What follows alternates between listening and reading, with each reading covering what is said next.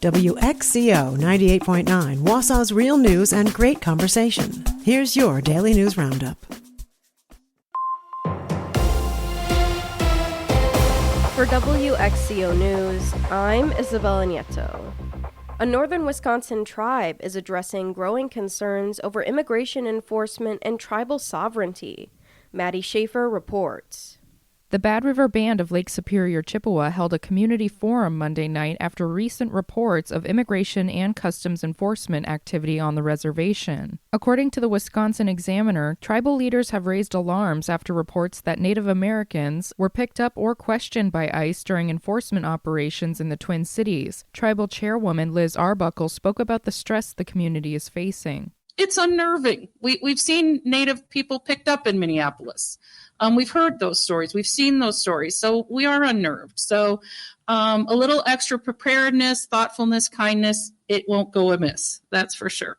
Leaders urged members to carry tribal enrollment ID along with a photo ID. Arbuckle says that tribal IDs are free for enrolled Bad River members and can be updated if needed. Other tribes may also offer similar services. They also highlighted statewide resources such as the Native American Rights Fund, the ACLU of Wisconsin, and Legal Action Wisconsin, which can help tribal members understand their rights and create personal safety plans. State Representative Angela Stroud of the 73rd Assembly District spoke about ICE activity across the region. It's targeting urban areas, but it's not limited to urban areas. Rural areas are also being affected. And so it's not that we know they're going to come, but we need to be prepared because it's happening throughout our region, even if it's focused on Minnesota right now. Several tribes, including Bad River, Lakota, Oneida, and Ho-Chunk, are notifying members that agents cannot enter a home without a judicially signed warrant. Wisconsin tribes are issuing guidance on documenting encounters, accessing legal help, and creating personal safety plans.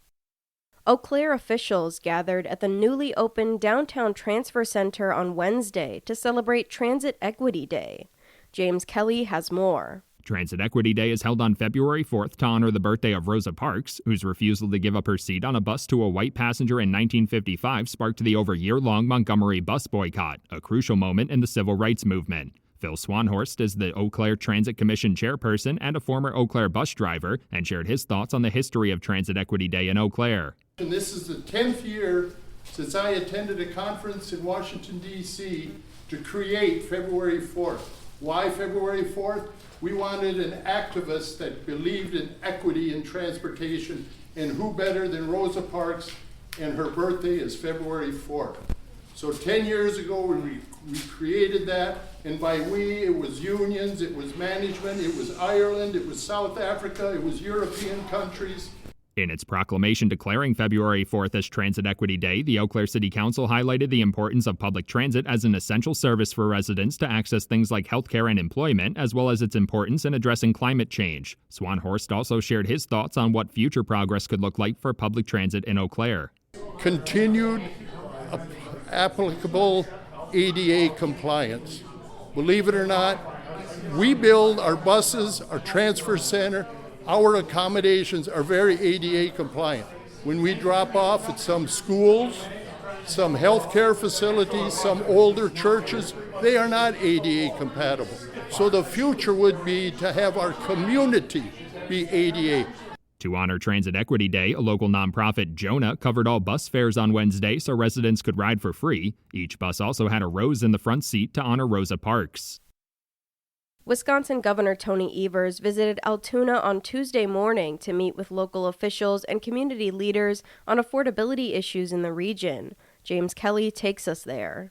The roundtable at the Altoona City Hall covered a wide range of topics, most notably the state of affordable housing and the increased costs for health care and child care. Following the discussion, Governor Evers said he'd like to use part of the state's budget surplus to increase funding for local governments and schools to prevent even more property tax increases. Can the state play a role? Absolutely. We've got a bit of a surplus, and we're hoping to be able to increase funding for our municipalities and our counties and our schools so that property taxes can go down instead of up, or at least stay the same, and I think people would be in a much better place.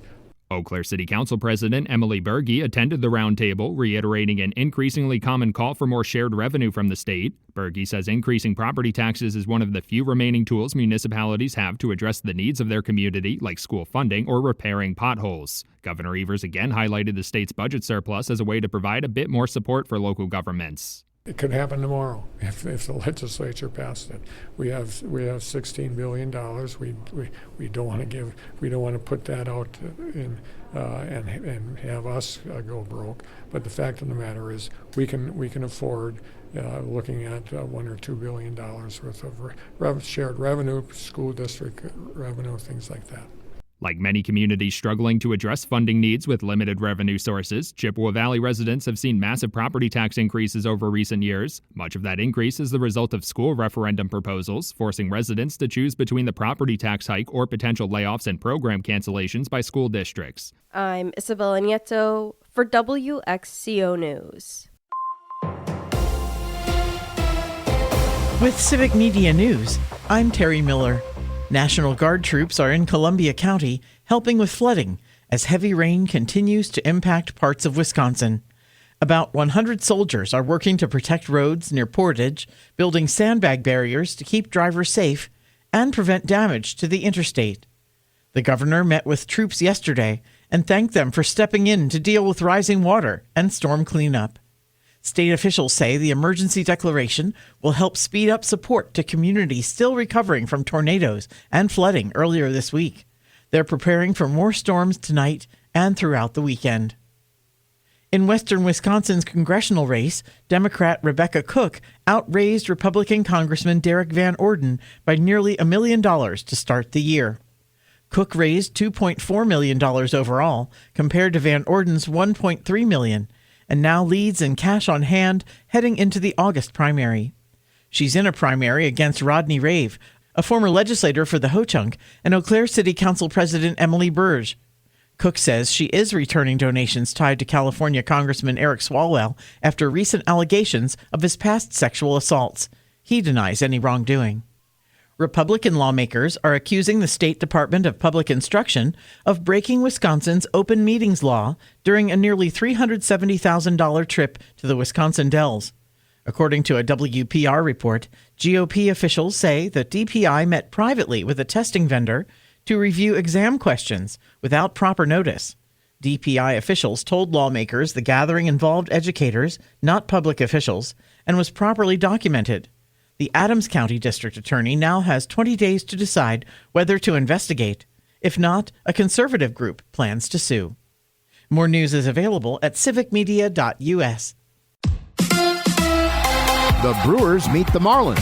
Hi, I'm Mike Clemens with sports. Baseball tonight in Miami, where the Brewers open a 3-game series against the Marlins. Yesterday, the Brewers left home with a 2-1 victory over the Blue Jays. After the game, reliever Trevor McGill on why he got into a shouting match with the Blue Jays dugout. I was rubbing balls on my leg. Somebody on their bench, I think it was Schneider on their bench, was complaining about it. I looked at him. I said, I promise I don't have anything on there. Immediately got used from their bench. At 10-8 for the season, the Brewers now in third place behind the Reds and the Pirates. NFL, the Packers tailgate tour wraps up this weekend in Stevens Point. I asked Randall Cobb if he's ever been on the statewide tour before. I have. This is my second time on the tailgate tour. I went back in 2012. Great time. I love it, being able to go around the state and just meet all the loyal fans that have supported us over the years and being able to give back to the community in a different way. That's former Packer Randall Cobb with sports. I'm Mike Clemens. Today could be a big severe weather day. We have a chance for scattered thunderstorms from later this morning through this afternoon, and there could be hail, damaging wind gusts, even tornadoes. So stay weather aware today. High, low to mid-70s tonight. Some rain, then getting colder with a little snow mixing in tomorrow. Much colder with highs in the upper 30s to low 40s. I'm meteorologist Sean Cable. That's your Wausau News Roundup from WXCO. Find more news anytime at WXCO.FM. Subscribe to this podcast on Spotify, Apple, or wherever you find your podcasts.